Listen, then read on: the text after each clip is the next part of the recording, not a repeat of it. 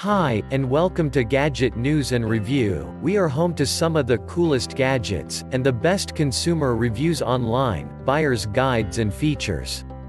If you like our review, please subscribe for more upcoming reviews videos.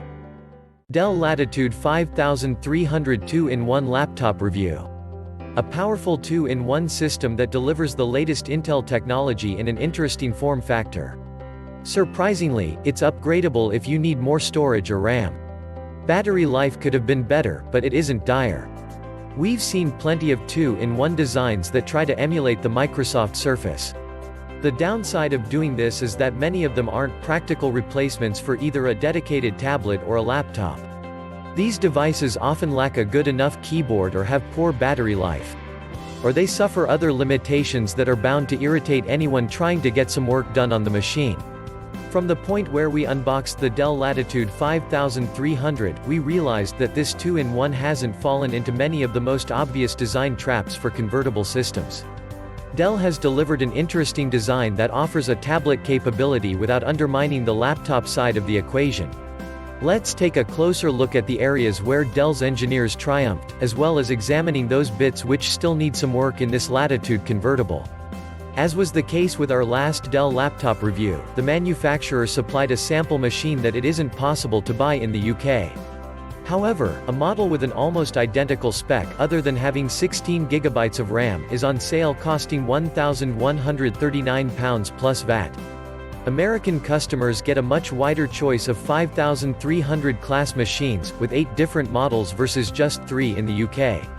The US options also don't include the exact spec of the review hardware, but a similar system using the same CPU, with 8 GB of RAM and the same storage, costs $1,429. The new Latitude 5300 joins the existing 5290 model in the Latitude 5000 series, improving on its predecessor with a bigger display 13 not 12.3 inches and more modern Intel silicon. In the UK, 3 models are available, all sporting 8th generation Intel processors, with 2-core i5 options and a single-core i7 machine.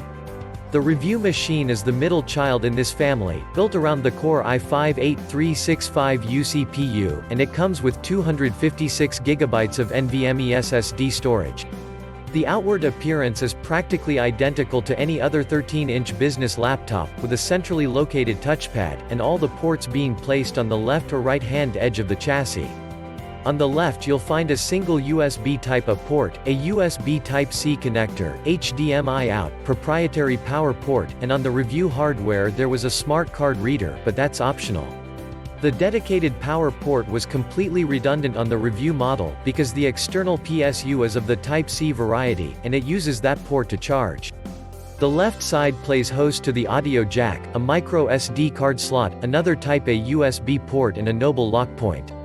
Another optional feature on the left is a microSIM for mobile phone communications. While we welcome the addition of a Type-C port, the fact that this machine only has the one does relegate its usefulness without a docking station, since it is the only way to charge or directly power the machine.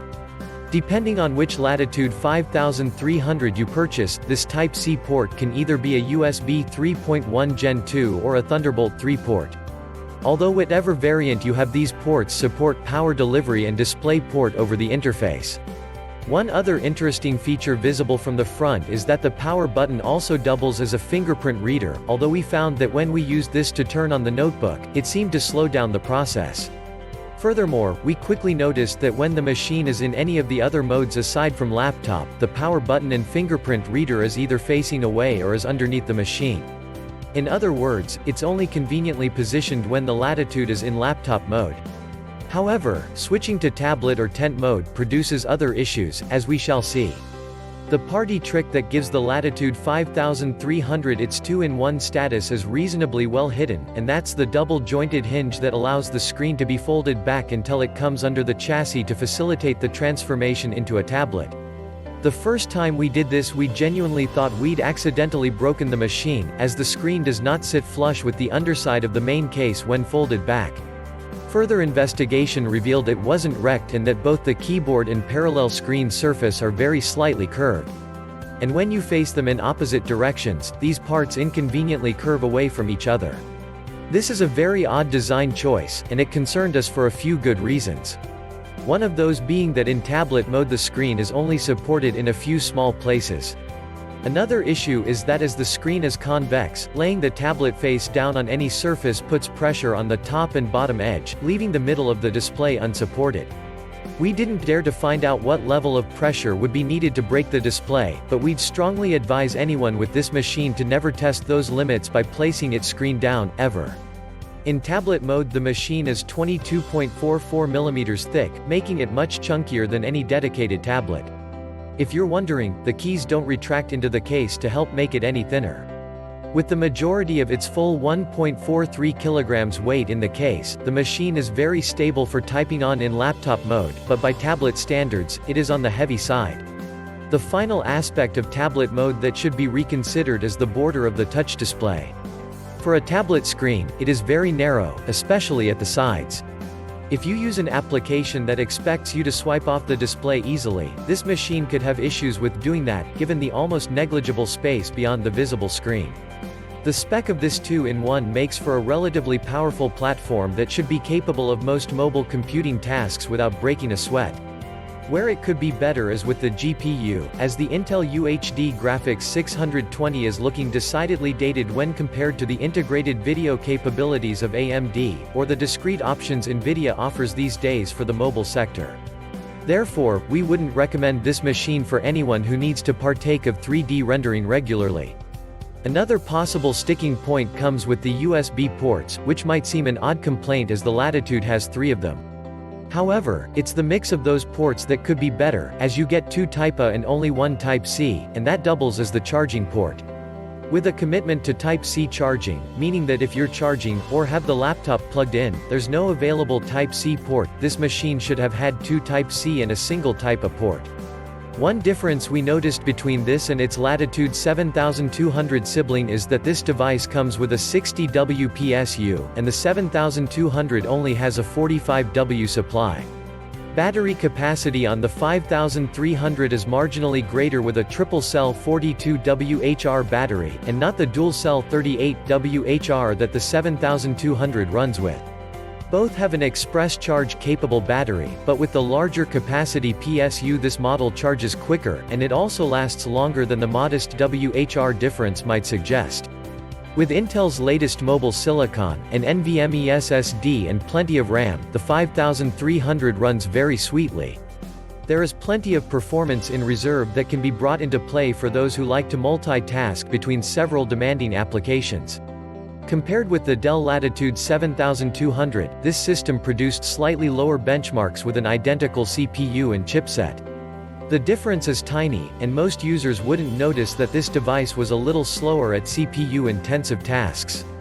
What helps redress the balance is that the SSD in the Latitude 5300 is much better than the one used in the Latitude 7200. It's a whole 1 GB per second faster at reading, although a little slower at writing. With a read performance of 2770 Mbps, Windows boots rapidly and applications launch swiftly when required. Battery life isn't anything special, but it will last more than 4 hours of continuous use. A full day's work is probably tricky, irrespective of screen brightness, but you can charge the battery quickly if you have mains briefly available. The only negative in the performance column is the previously mentioned integrated GPU, and in benchmarks that test graphics performance, the 5300 doesn't break any speed records. If you can ignore Intel's old graphics technology, the Latitude 5300 is an excellent performer that is easily as good as most desktop systems. We recently covered the Dell Latitude 7200 2-in-1 and discovered that the memory on that machine was soldered to the mainboard, and also, it uses an unusual M.2 slot for storage, so we feared the worst when opening up the 5300. There was no need to be concerned, as it turned out, because the extra space offered by the more conventional Latitude 5300 chassis allows for relatively easy upgrades that any competent IT person can attempt. The DDR4 memory is slotted, with 2 available slots allowing for a maximum of 32 GB of RAM potentially. It also has a single M.2 2280 slot that could take an SSD of up to at least 2 TB capacity, and possibly bigger. The only caveat to that upgrade is that an image of the existing drive needs to be made to reinstall once the new drive is fitted. We wish to see more machines like this one, rather than the seriously hampered 7200, in respect of upgrade options. Compared with the former two machines, the Latitude 5300 looks a little expensive for what it offers, and we can only hope that Dell makes it more competitively priced in the future. The Dell Latitude 5300 gets many things right in providing a system that offers a tablet capability without making the device much less useful as a laptop. Where the Latitude 7200 is a tablet that can also try to be a laptop, the 5300 is a laptop that will be a tablet if you want that, although doing that comes with several ergonomic caveats that we've discussed already.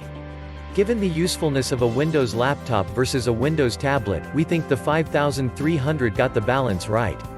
Because the number of times this is likely to be a useful laptop will for most users outweigh any tablet use significantly, in our opinion. Those who want a Windows tablet for whatever curious reason, should pick the Latitude 7200, Microsoft Surface or some other tablet-centric design. If conversely you use tablet or tent mode occasionally and want a usable laptop the rest of the time, the 5300 might be ideal for you. Our only real concern about this design is the slightly curved screen, and how that might survive the level of abuse that most business machines are forced to endure. That might be the weak link in this chain, and a replacement panel from Dell isn't likely to be a cheap replacement part. The best alternatives include the Lenovo ThinkPad X390, which has a much bigger battery and a Core i7 processor for a similar price. Also consider the Acer Switch 7, a machine that uses previous generation Intel chips but gives you an NVIDIA GeForce GPU for less money. Finally, we should mention the Microsoft Surface Pro 6. However, this system costs more, has inferior hardware, zero upgrade options, and doesn't include a keyboard as standard. The type cover costs extra.